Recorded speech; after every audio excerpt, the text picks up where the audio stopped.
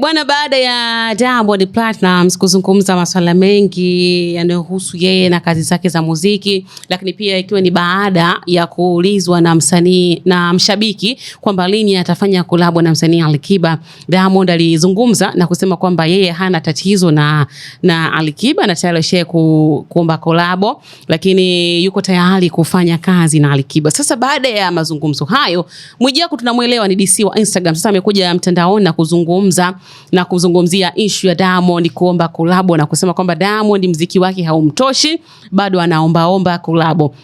Na Mwijaku amethibitisha kwamba aliwahi kuona SMS ambazo Diamond akiomba collab kwa Alikiba na SMS hizo hazikujibiwa. Kwa hivyo kama anahitaji collab, kwanza afanye majambo mawili. Aseme kwa nini collab ya kwanza aliifuta na aliiba baadhi ya mistari akafanya mwenyewe, lakini pia azungumze kwamba na kukiri kwamba Alikiba ndo king wa Bongo Flava.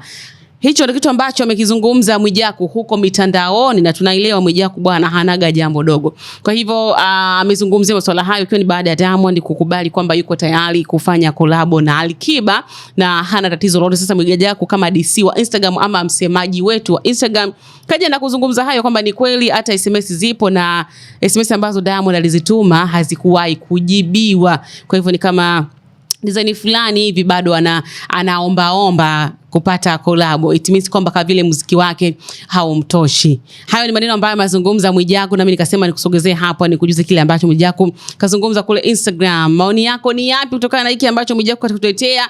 Wakati huo Diamond anasema hana tatizo lolote na Alikiba, basi drop comment yako hapo chini, utakomentisha vibaya, lakini kubwa zaidi subscribe, bonyeza alama ya kengele, like, comment na kushare. Alafu kubwa zaidi kule Instagram unatufollow, andika 69 Media TZ, tunakuwa tunapatikana hapo, unapata kusikia update nyingine zetu zote. Mimi hapa ni Sam Baby, till next time, bye bye. Wakati wako mtu wangu wa nguvu na kukubali sana.